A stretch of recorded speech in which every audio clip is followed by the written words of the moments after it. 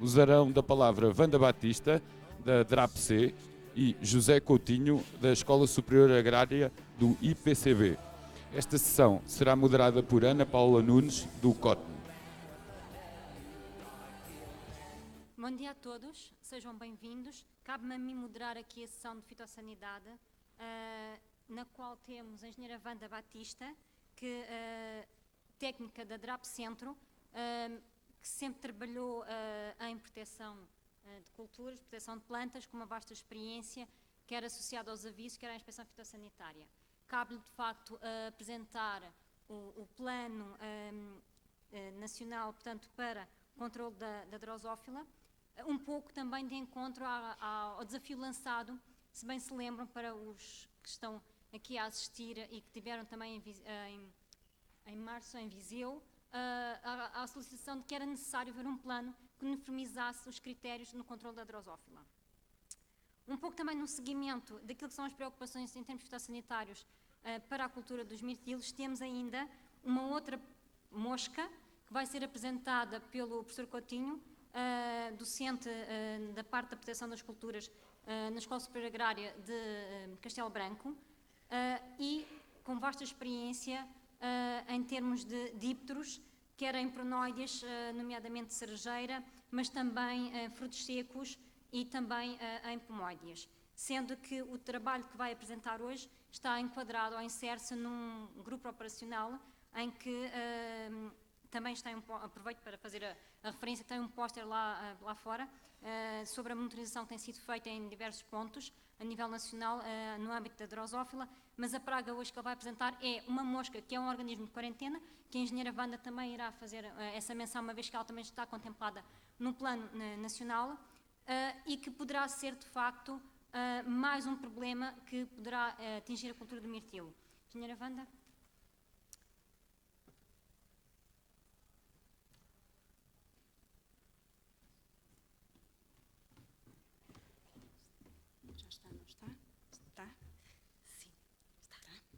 Bom dia, é com enorme prazer que estou aqui. Eu estou em representação da engenheira Ana Paula Carvalho, que é subdiretora da DGAF, que estaria aqui hoje convosco e pediu-me para transmitir de uma forma muito calorosa o apreço de estarem aqui neste encontro, mas nessa impossibilidade, portanto, nós fazendo de rede do Ministério da Agricultura, foi solicitada à Direção Regional a nossa presença, no fundo para dar nota e dar conta de um plano de ação que surgiu de uma necessidade, e como a engenheira Ana Paula já falou, de uma necessidade que foi cada vez crescendo, cada vez mais junto da produção, manifestada no último encontro que tivemos em março, em Viseu, e que realmente houve aqui um conjunto de situações que disputaram vou pôr assim, só um bocadinho, esta situação, onde tivemos aqui um despacho do Ministério da Agricultura à época, portanto, onde realmente houve aqui um grande interesse e uma manifestação de grande preocupação relativamente a esta praga, drosófila, que muitos dos produtores, infelizmente, têm sentido com algum peso na sua balança económica.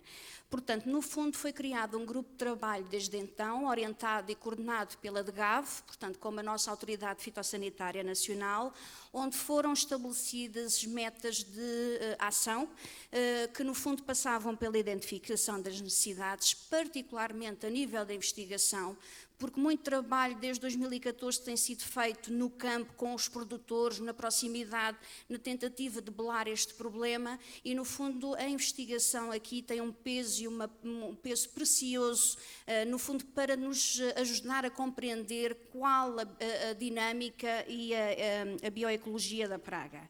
No fundo também aqui ajustar o Serviço Nacional de Avisos Agrícolas, no fundo como tem sido feito um bocadinho por nossa iniciativa, mas no fundo aferir aqui um procedimento e uma metodologia a incluir na parte do Serviço de Avisos, sensibilização também, quer para produtores, técnicos, portanto estarmos todos aqui em linha e numa forma bastante coordenada, um manual de boas práticas que se encontra em fase de conclusão e um cronograma de ações. Portanto, isto tudo desencadeou então, em maio, estava concluído este plano de ação que foi em tempo remetido para o secretário de Estado.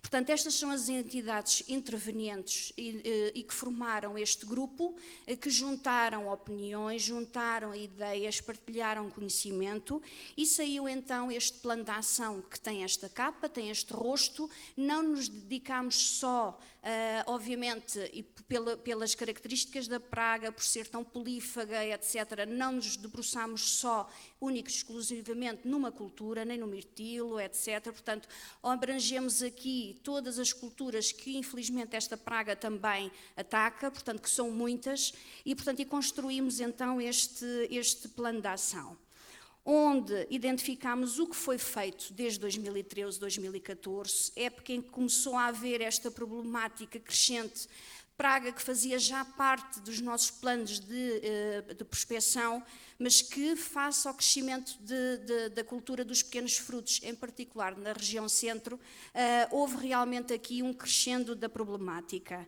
Obviamente que juntámos toda a informação que foi feita à época, portanto, as armadilhas que foram feitas, as ações que foram feitas, os clusters, todas as parcerias que, entretanto, foram estabelecidas no intuito de dar resposta à produção, e essa sempre foi a nossa principal preocupação.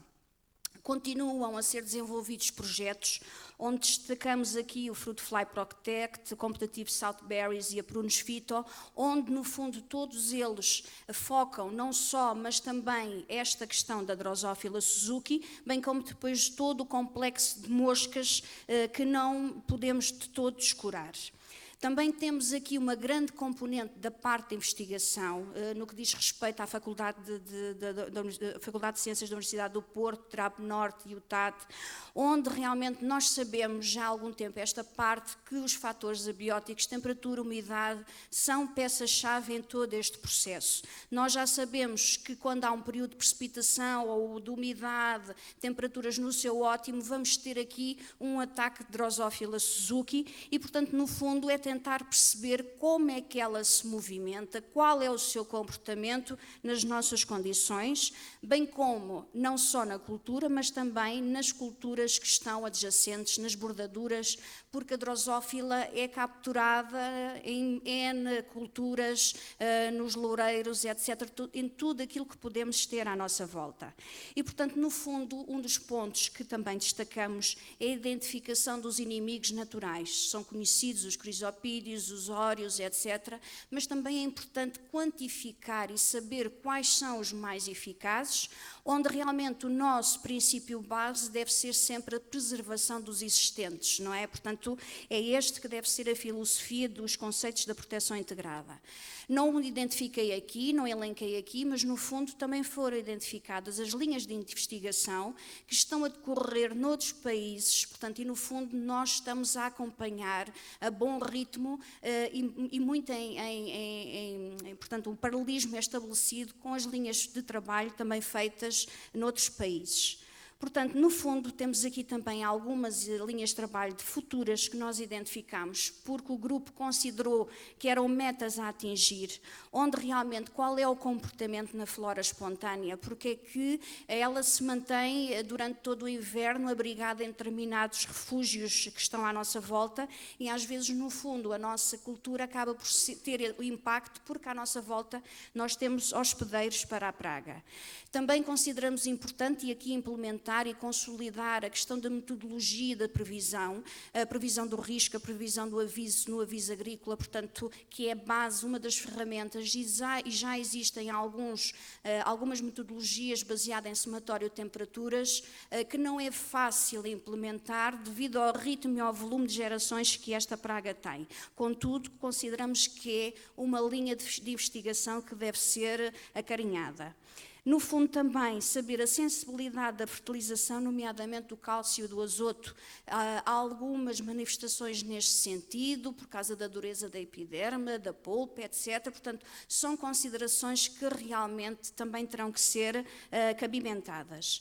Noutro ponto, a luta biológica é cada vez mais o caminho. Nós sabemos que cada vez mais é uma peça-chave em toda a proteção das culturas, portanto, à fauna auxiliar existente e àquelas largadas que nós possamos fazer, que nem todas poderão ou estão autorizadas, porque no fundo a introdução de insetos que não são endógenos, que são exóticos, que não existem na nossa natureza, carece aqui de uma autorização. Portanto, no fundo, saber também, uma vez que o complexo de luta passa também, em alguns casos onde a pressão é intensa, pela luta química, também avaliar os impactos que determinadas substâncias ativas têm sobre a fauna auxiliar. Portanto, este equilíbrio é necessário, já se falou aqui em equilíbrio na sessão anterior, e realmente é um balanço de energias e de sinergias. Outras linhas de ação que também foram identificadas e de investigação, que são a utilização de óleos vegetais que têm uma ação repelente, a seleção de variedades, que aqui temos alguns estudos já feitos noutros países a nível de variedades cerejeiras e também de mirtilo, ou que podem ser menos atrativas por alguma razão ou mais resistentes por outra razão. Também temos aqui o octenol como repelente postura, algum tratamento térmico pós-colheita, e aqui os estudos têm revelado a eficácia realmente a este nível nas 48 horas, 72 horas após a colheita, a identificação de compostos semioquímicos, porque nos ajudam a construir ferramentas para captura em massa, portanto, a métodos de atração e morte, para trabalharmos aqui com estes compostos também é fundamental. Produtos fitofarmacêuticos com base em fungos e nematos, portanto, obviamente que também estes bioinseticidas terão todo o interesse na estratégia da proteção das culturas. E depois temos aqui alguns inputs dados pelos colegas italianos, que é o caso da adição de açúcar na calda, a correção de pH, portanto, tudo isto obviamente carece de experimentação e acho que esta é a palavra-chave de momento. As medidas para implementar para a monitorização do inseto também foram identificadas e, no fundo, tudo passa também e não só pelo Serviço Nacional de Avisos Agrícolas, que pode ser constituído pelas entidades públicas, que neste caso a DRAP Centro tem 5 estações de avisos ativas, mas também por entidades privadas que assim o queiram. Portanto, temos aqui uma organização de postos de observação biológica, de uma rede de monitorização que é fundamental para nós percebermos qual é que é a dinâmica do inseto, como falei há pouco. Obviamente que esta partilha e esta rede de informação pode ser feita e consolidada com produtores, com técnicos de associações e também com os serviços do Ministério da Agricultura. Obviamente que aqui no fundo é a partilha e a centralização do conhecimento, este conhecimento disperso que é tão útil a todos, portanto haver realmente este conceito parece-me que é o caminho, não só neste caso, mas em todos. Obviamente que aqui temos que jogar com aquilo que já sabemos, as preferências, os gostos da praga e o que ela não gosta, como nós também já vimos e temos feito algumas apresentações nesse sentido, e dar aqui, obviamente, informações, orientações, principalmente também no que diz respeito à identificação do inseto, que me parece extremamente importante, que técnicos, produtores consigam identificar corretamente o inseto, porque drosófilas, como eu costumo dizer, há muitas, Suzukis é que só há algumas, e portanto às vezes a falta de conhecimento dos critérios de identificação, dos critérios morfológicos da espécie, pode suscitar aqui algumas questões, eu nomeadamente, e vou fazer aqui um parênteses, na identificação dos machos, porque eles são os únicos que possuem aquelas manchinhas na asa, as fêmeas já não, e não é logo a partir do momento em que eles emergem que essas manchas são visíveis a olho nu, e às vezes estamos à espera de ver nas nossas armadilhas esses machos, esses insetos com essas características, e quando damos conta já temos fêmeas que já estão fecundadas e que já estão aptas para efetuar as posturas, e quando nos deparamos já com estragos no campo. No fundo, a informação relativamente ao serviço de avisos, que nós vamos dando indicações quando no fundo tentamos ou quando nos apercebemos de fatores de risco, e que esta informação iremos também consolidar na próxima reunião anual de avisos agrícolas, precisamente para aferirmos aqui e a relevância que a cultura e a praga têm na região. Boas práticas de controlo não são demais enfatizar, é o base. Portanto, nós já percebemos que com esta praga não é aplicando o inseticida que resolvemos as situações. Tem que ser um trabalho contínuo e estruturado e articulado com outras formas de produção. As parcelas limpas são fundamentais, não deixar frutos nas parcelas, tirar o que está sobremaduro.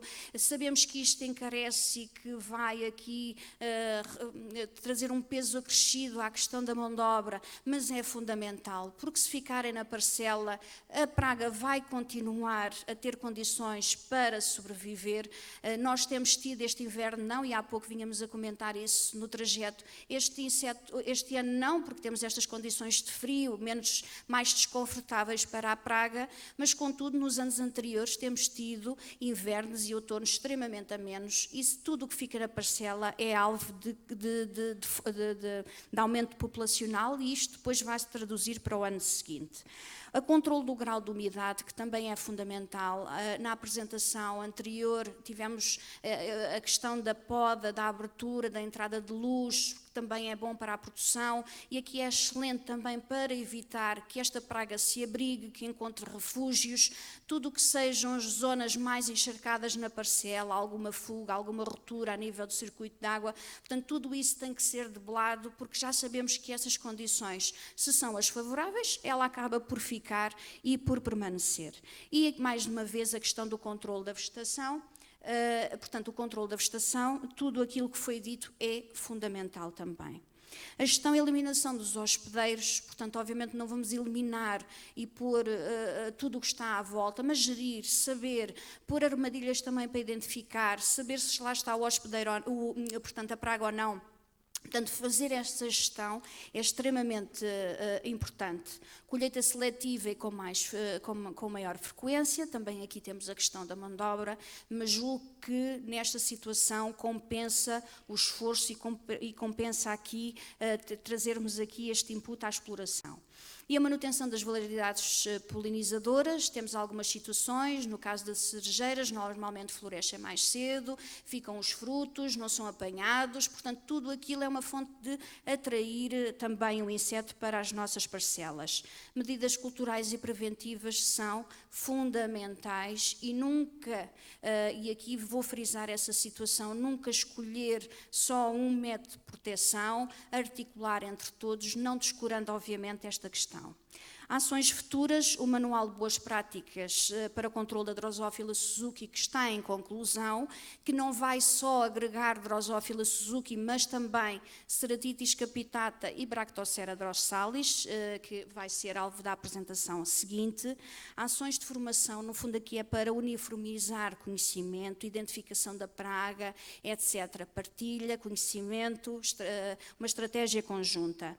O inquérito para informação detalhada fundamental para suporte de futuras linhas de investigação. Isto também nos parece bastante assertivo, no fundo, porque às vezes dizemos que a investigação está, a velocidade, há pouco estava a falar com um amigo e produtor, portanto, que as velocidades são distintas, no fundo, e sabemos que assim tem que ser, mas no fundo que haja aqui esta identificação de linhas e de dificuldades para que a investigação nos acompanhe. A criação de um site, precisamente para divulgação de informação, e achamos também prudente e importante fazer um folheto para não profissionais, porque todas as pessoas nos seus quintais, etc., têm hospedeiros, culturas hospedeiras desta praga, e às vezes o problema também se acontece também por aí. Portanto, esta consciencialização de todos, profissionais e não profissionais,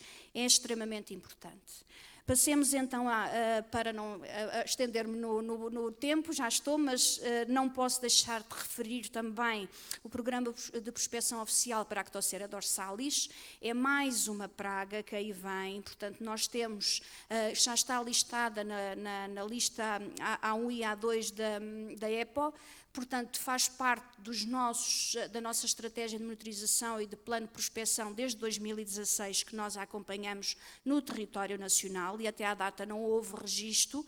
O único registro que houve foi a sua detecção em Itália em 2018, na região de Campânia, mas decorrente dos trabalhos também da inspeção fitossanitária, neste momento encontra-se sob erradicação. No fundo, sabemos que estes riscos são iminentes, tem um conjunto de culturas de grande interesse. Eu só pus aqui as maiores, porque existem outras mais.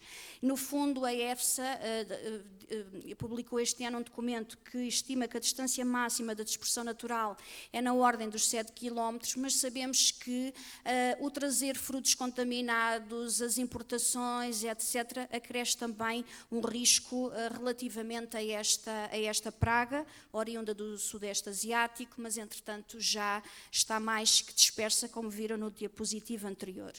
Esta é, portanto, a perspectiva que a EFSA tem dos países da União Europeia e na sua dispersão na União Europeia. Portugal, obviamente, está considerado como elevado risco, bem como todos os outros países pertencentes à bacia mediterrânica da União Europeia. Acresce também a preocupação e a saída deste regulamento delegado da Comissão Europeia, onde nós temos aqui um conjunto da lista de pragas prioritárias, onde entra, para além de outros organismos também acompanhados por nós, a nível de prospeção, consta também a Bractocera dorsalis. Portanto, como vos disse, incluída desde 2016 no plano de ação, nós colocamos as armadilhas, isto para vos dar conta do que é que fazemos a nível nacional.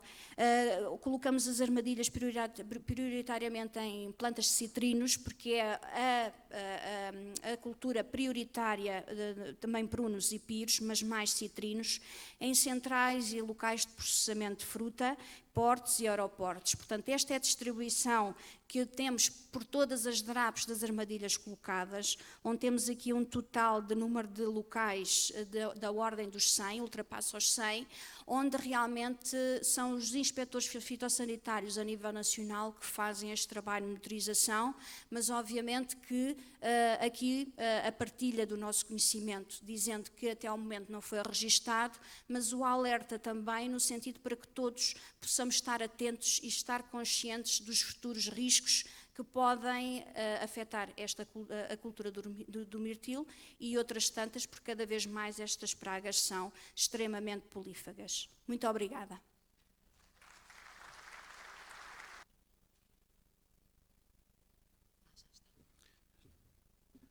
Então, bom dia a todos.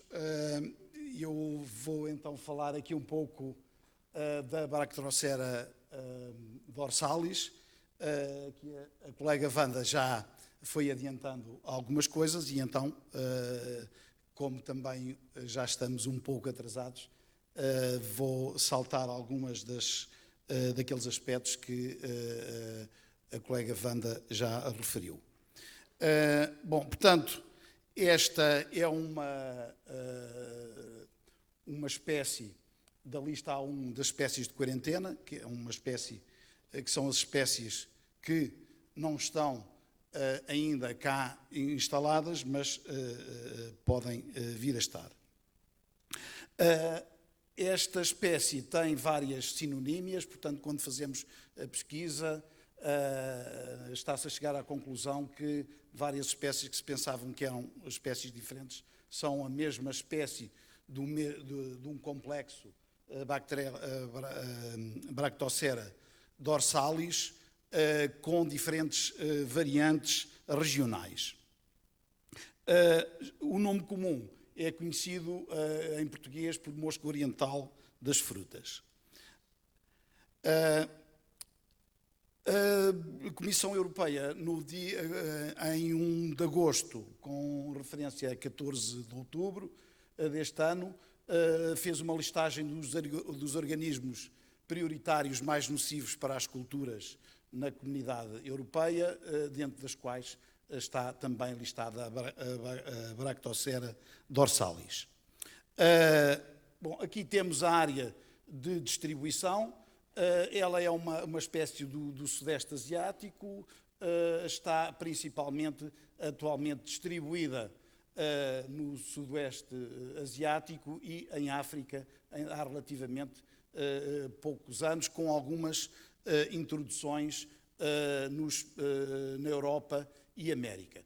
Eu realçava aqui o facto de, na América do Sul, não haver a praga e, portanto, o que diminui, de certo modo, um risco para nós, por enquanto, na medida em que as nossas importações de manga, que é uma das principais espécies de que esta mosca gosta, vem principalmente do Brasil, da América do Sul, e, portanto, enquanto não houver lá, as possibilidades de introdução serão um pouco menores.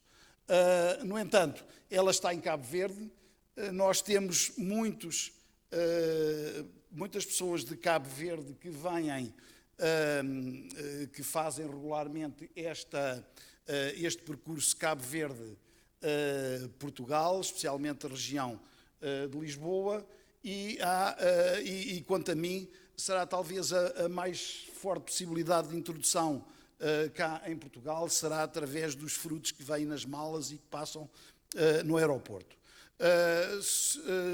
Num estudo em França, no aeroporto de Paris, de 139 apreensões de frutos vindo dos trópicos, 39 vinham infestados com Bactrocera orientalis. Portanto, o risco é grande quando trazemos frutos de zonas infestadas.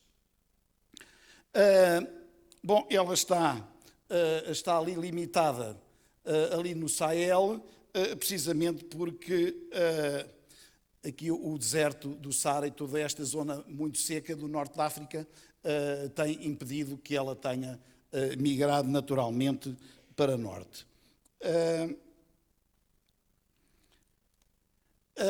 Na Europa já tivemos presenças além de Itália, à partida, segundo o último report da EPO, ela está na fase de erradicação transitório. Este ano ainda não foram feitas capturas da espécie, portanto ela entrou em setembro de 2018 e, portanto, talvez isso, não havendo capturas nestas zonas, talvez seja um indicativo de que ela terá entrado, terá sido capturado, mas não se multiplicou em Itália. Esperemos que sim. Houve antes uma interseção na Bélgica e, portanto, verificou-se que estava ausente, tal como na Eslovénia em 2017. Portanto, isto quer dizer que a todo momento ela pode chegar cá. Não é?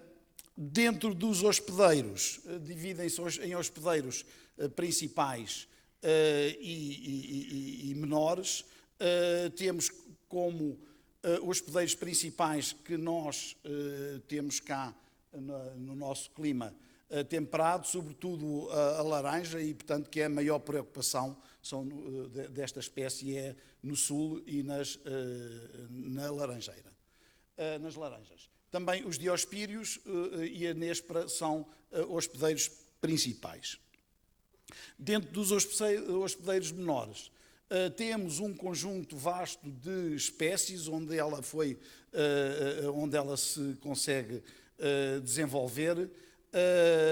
Além das frutas, temos também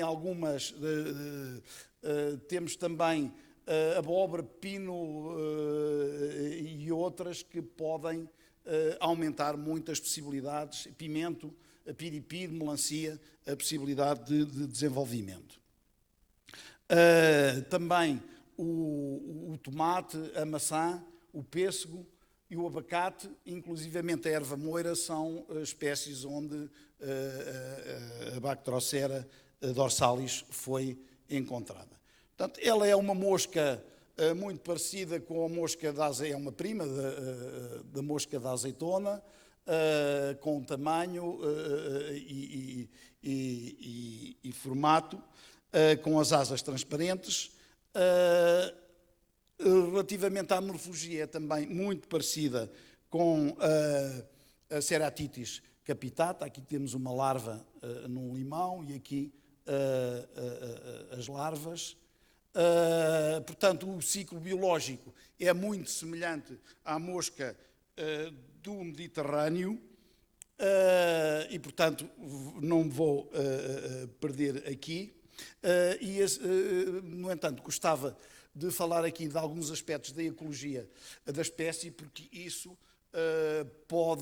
vai influenciar muito o risco de desenvolvimento aqui no nosso país.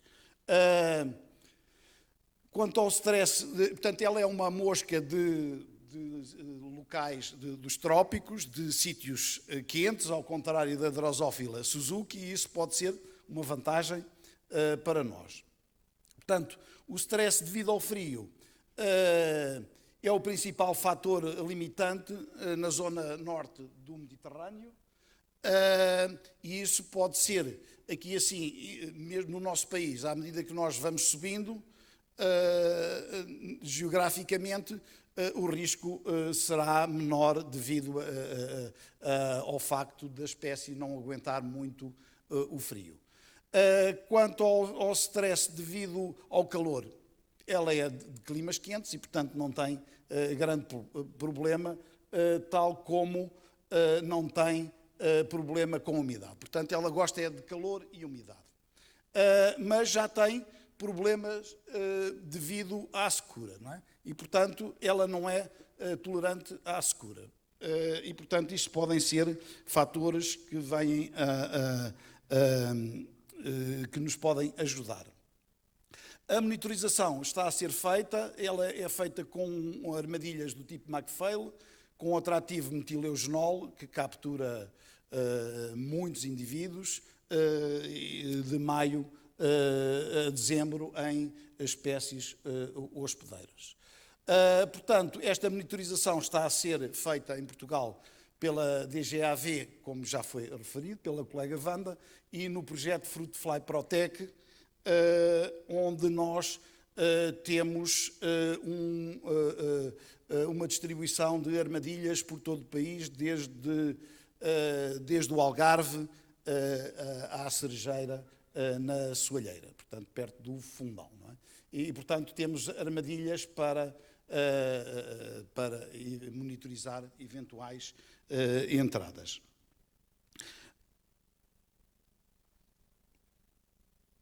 Bom, a introdução nos novos territórios, então, pode ser por dispersão natural ou pela atividade humana, e aqui realçava, então, mais uma vez, os frutos infestados transportados por passageiros que venham de zonas infestadas. Aqui temos um cenário de uma análise de risco da distribuição potencial da espécie em função de questões climáticas, sobretudo, e vemos que naturalmente, e vou passar já aqui para a zona, fazendo um foco aqui na zona mediterrânica, que em termos naturais ela tem condições no norte de África, Marrocos, Tunísia, Argélia, Líbia, de ter populações naturais que se mantêm permanentemente durante todo o ano. Aqui assim é um cenário com rega. Se houver rega, portanto, fugindo à secura do norte da África, nós vamos aumentar substancialmente as áreas potenciais. Portanto, o lado sul do Mediterrâneo parece ser favorável para a Bactrocera dorsalis manter populações sustentadamente durante todo o ano. E, portanto, isso pode ser Argélia, Egito, Jordânia, Marrocos e Tunísia, portanto, podem desenvolver estas populações sustentadamente. No lado norte do Mediterrâneo, o país mais problemático é a Espanha. Na medida em que, se a espécie entrar no norte da África, sobretudo Marrocos, como ela consegue voar até 40 km, e, portanto, no Estreito de Gibraltar só tem 20. E, portanto, podemos ter, mesmo que consigamos erradicá-la no sul de Espanha, nós podemos ter populações que todos os anos vêm naturalmente. E, portanto, o que é um problema óbvio. Não é? Isto aliado com a questão dos citrinos, que é uma cultura extremamente importante no sul de Espanha. Outros países em risco, a partir de populações introduzidas, a partir de frutos infestados, para um número indicativo de 5 gerações, portanto poderão ter 5 gerações, estão vários países do sul, do norte do Mediterrâneo, portanto sul da Europa, entre os quais se inclui Portugal. Pronto, aqui assim são os cenários para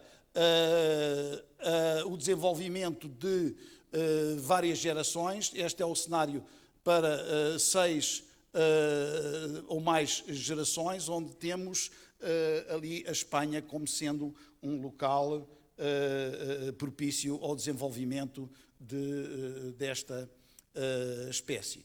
E aqui um cenário abaixo de 5 gerações, no qual temos Portugal também ali quase até meio. O que quer dizer que esta espécie tem condições climáticas para se desenvolver e causar estragos em Portugal. Obviamente que aqui, em termos do mirtilo, naquela listagem que eu passei há pouco, não estão lá as espécies de vaccino, e provavelmente porque a grande maioria das 450 espécies deste género estão na Europa e no norte da Europa e América do Norte, e portanto zonas temperadas frias, não é? E são muito poucas as espécies de zonas onde a espécie está, e por isso, à partida, isso será um fator de menor risco para o mirtilo. Mas não sabemos, a partir do momento que uma espécie entra num determinado território, depois nós não sabemos qual o comportamento que ela vai ter em termos de novos hospedeiros, em termos de mesmo modificações, adaptações genéticas ao nosso clima, e, portanto, poderá ser um risco para várias culturas que vimos anteriormente. Aqui eu tenho uma pequena bibliografia, realçava para eventualmente alguém que queira aprofundar este assunto, um livro que saiu da Biologia das Bactroceras, que saiu agora em outubro, portanto há um mês, e que está ali do Sr. Anthony Clark, e que poderá ser consultado. Ele existe na biblioteca do ISA.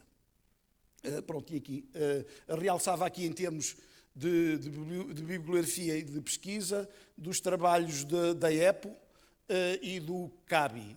Portanto, basta digitar EPO e CABI e que encontramos pelo menos o básico para esta praga. Pronto, e era isto que eu queria aqui transmitir. Obrigado pela vossa atenção.